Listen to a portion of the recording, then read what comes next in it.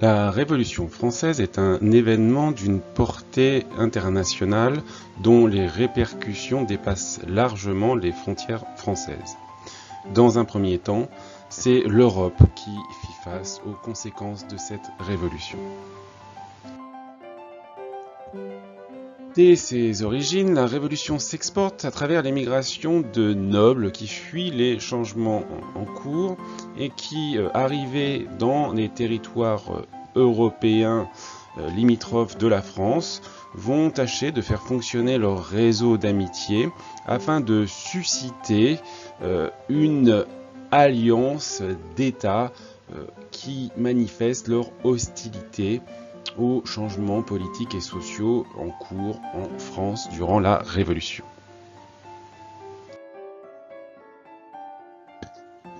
En effet, l'agitation révolutionnaire menace de se propager, et ce pour différentes raisons.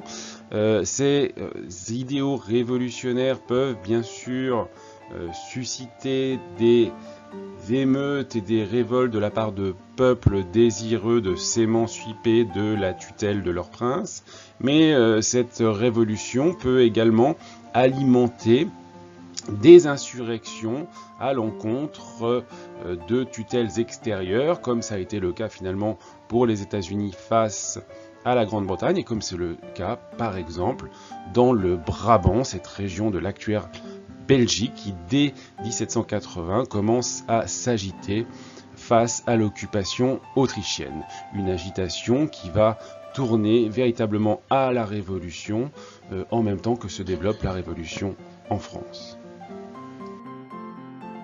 En 1789, la France révolutionnaire apparaît largement isolée en Europe. En effet, autour d'elle, beaucoup d'États conservent des institutions de type monarchie absolue, comme c'est le cas pour les Habsbourg au sein de l'Empire d'Autriche, et quand il existe des monarchies parlementaires, comme au Royaume-Uni, celles-ci sont inquiétées par les excès de la Révolution française et notamment sa dimension populaire.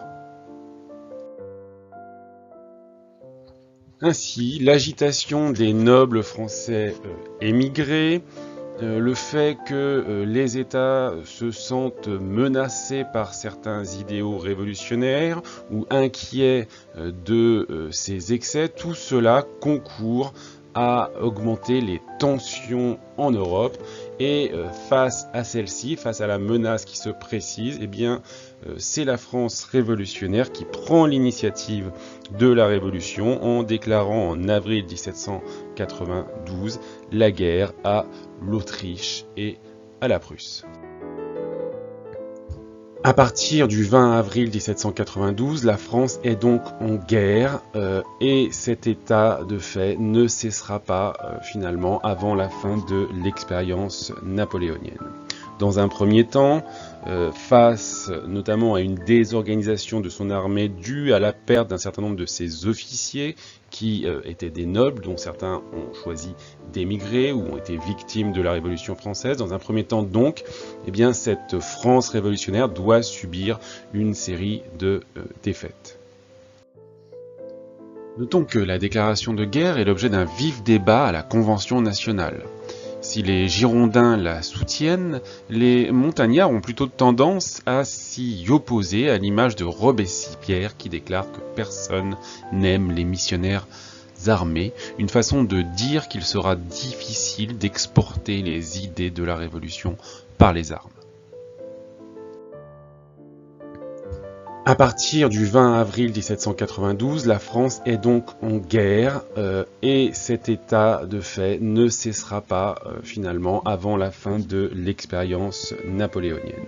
Dans un premier temps, face notamment à une désorganisation de son armée due à la perte d'un certain nombre de ses officiers qui étaient des nobles, dont certains ont choisi d'émigrer ou ont été victimes de la Révolution française. Dans un premier temps donc, eh bien, cette France révolutionnaire doit subir une série de défaites.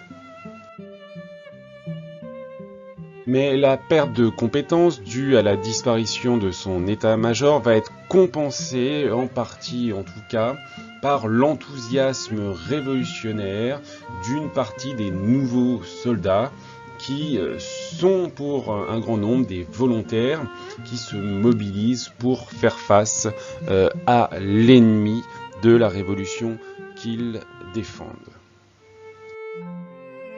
Ainsi, le 20 septembre 1792, à Valmy, une première grande bataille est remportée par les troupes révolutionnaires sous la direction de Dumouriez, une première grande bataille décisive car elle stoppe l'avancée des troupes ennemies vers. Avec ces victoires, la France révolutionnaire étend sa domination au-delà de son territoire initial. Elle annexe ainsi la Savoie, Monaco, Nice ou encore la Belgique. Au-delà de ces nouvelles frontières, elle met également en place une ceinture d'États satellites où elle installe des régimes républicains. On qualifie ainsi ces États de républiques sœurs, à l'image de la République batave, qui correspond à peu près aux Pays-Bas actuels, de la République helvétique, qui correspond à la Suisse, ou encore des territoires italiens comme la République romaine. Ces républiques sœurs sont administrées sur le modèle français et offrent au pays une protection face à des ennemis qui peuvent se trouver au-delà de ses frontières. L'exportation du modèle républicain révolutionnaire inquiète ainsi les traditionnelles monarchies européennes qui craignent qu'un effet domino illustré par cette caricature ne remette en cause leur pouvoir. Avec la Révolution, les idées de liberté gagnent du terrain, à l'image de la plantation ici à Mayence en Allemagne d'un arbre de la liberté que l'on a trouvé également de nombreuses fois planté du côté de la France révolutionnaire. Mais les excès de la France révolutionnaire, et notamment de la terreur, sont l'objet d'une contre-propagande, illustrée ici par cette caricature britannique qui montre une guillotine en marche coiffée du bonnet phrygien et se répandant sur les territoires européens. Si la France cherche à exporter les valeurs de la Révolution dans les territoires soumis, elle se sert également de ceci pour soutenir son effort de guerre, et ce à travers des pillages qui lui valent une certaine hostilité de la part des peuples conquis. Les conquêtes françaises vont être rendues possibles par l'habilité d'un certain nombre de généraux ambitieux, dont Napoléon Bonaparte, qui va s'appuyer sur ses succès pour parvenir au pouvoir et, une fois arrivé à cet objectif, renforcer la dynamique de conquête de la France. Face aux conquêtes napoléoniennes, l'Angleterre se dresse. Elle bloque les ports de Brest, Rochefort et Toulon. En réaction, Bonaparte lance un programme de construction navale pour reconstituer une flotte très affaiblie. Son grand dessein est de débarquer en Angleterre. Mais celui-ci est remis en cause par la défaite subie par la flotte française au cap Trafalgar en 1805. La flotte est prise en embuscade et détruite par l'amiral Nelson. Le plan d'invasion de l'Angleterre ayant échoué, Napoléon se retourne contre l'Autriche. Le jour de Trafalgar, il s'empare d'Ulm. Puis le 2 décembre 1805, il remporte une victoire décisive contre Russes et Autrichiens à Austerlitz. Suite au traité de Presbourg, signé le 26 décembre, les Autrichiens se retirent de la troisième coalition et perdent de nombreux territoires. En 1811-1812, l'empire de Napoléon est à son apogée et s'étend sur une grande partie de l'Europe. Les 40 millions d'habitants de l'Empire français sont directement soumis à son autorité. La France compte alors 134 départements qui vont de la Baltique à Rome. Au-delà, Napoléon contrôle de nombreux États satellites comme la Confédération du Rhin instituée en 1806. Il a placé à la tête de ces territoires des hommes de confiance comme ses frères Joseph sur le trône d'Espagne et Jérôme sur celui de Westphalie. Ce dispositif de domination est complété par des alliances, notamment avec la Prusse, l'Autriche et la Russie vaincue. Pour isoler les îles britanniques du reste de l'Europe et ainsi affaiblir son principal ennemi, la Grande-Bretagne, Napoléon a instauré un blocus continental. Napoléon contribue ainsi à exporter certains principes révolutionnaires en Europe, notamment à travers l'adoption du Code civil.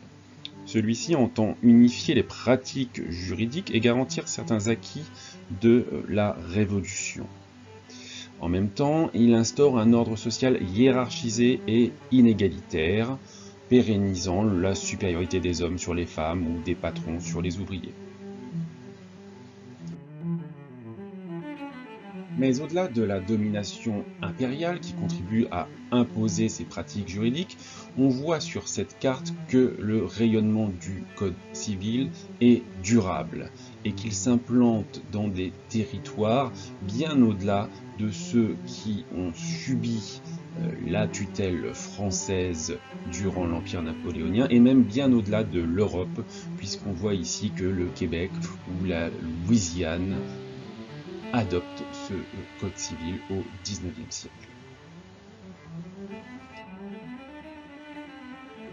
Quoi qu'il en soit, la tutelle française n'est pas toujours bien acceptée. Ainsi, en Espagne, si une partie des Espagnols se rallie à l'empereur, de nombreux résistants organisent la lutte contre l'envahisseur.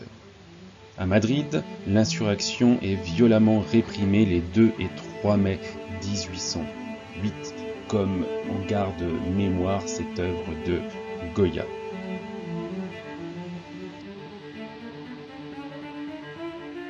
Le déclin de l'empire de Napoléon commence en réalité en 1812 à l'issue de la désastreuse campagne de Russie.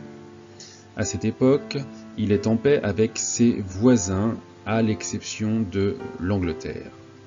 La Russie a dû accepter le blocus continental à l'encontre des Britanniques, mais ne le respecte pas nécessairement.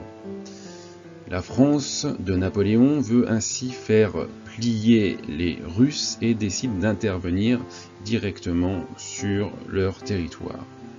Pour affronter le tsar, Napoléon rallie l'Autriche et la Prusse et rassemble une immense armée de 680 000 hommes en juin 1812. L'empereur envisage une offensive massive où le nombre et la puissance de feu doivent submerger l'ennemi. Le 24 juin, la Grande Armée entre en territoire russe et tente d'encercler ses ennemis. Mais l'armée principale russe se dérobe et pratique la stratégie de la terre brûlée, tandis que les armées secondaires tentent d'attaquer les Français sur leur flanc. Un front immense, des chefs inexpérimentés, des difficultés de communication et de ravitaillement pénalisent la Grande Armée. Après la bataille de Borodino le 7 septembre 1812, elle atteint Moscou sans avoir remporté de succès décisif. La retraite, en plein cœur de l'hiver, est alors un vrai désastre, symbolisé par les pertes massives subies par la Grande Armée lors du passage de la Bérésina. La défaite subie lors de la campagne de Russie amène à la dislocation progressive de l'Empire. Napoléon perd ses alliés et est vaincu militairement. Il est contraint de se retirer du pouvoir et de céder la place à une restauration monarchique. Il doit alors s'exiler sur l'île d'Elbe en 1814. Un Napoléon perçu, comme vous voyez ici, par ses ennemis britanniques comme l'incarnation du mal.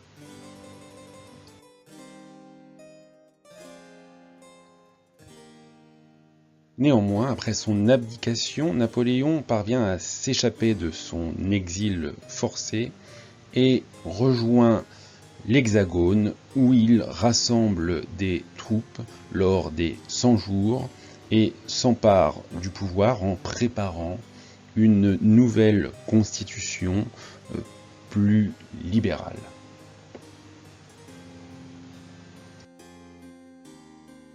Pour combattre Napoléon revenu au pouvoir en mars 1815, les Britanniques et les Prussiens forment une nouvelle coalition.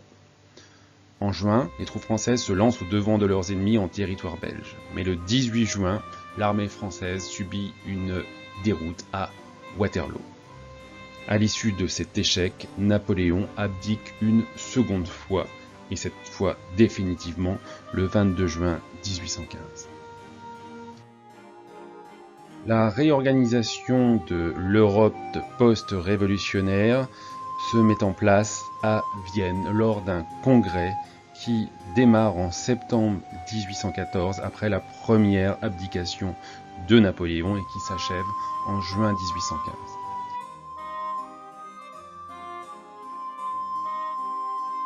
L'enjeu est d'établir un équilibre des puissances et de garantir la stabilité de l'Europe. Le traité final redessine les frontières européennes. Ce congrès conforte l'ordre monarchique et entend étouffer les aspirations nationales des peuples. On voit néanmoins que celles-ci sont bien présentes, que ce soit du côté de l'Empire ottoman ou du côté de l'Empire autrichien.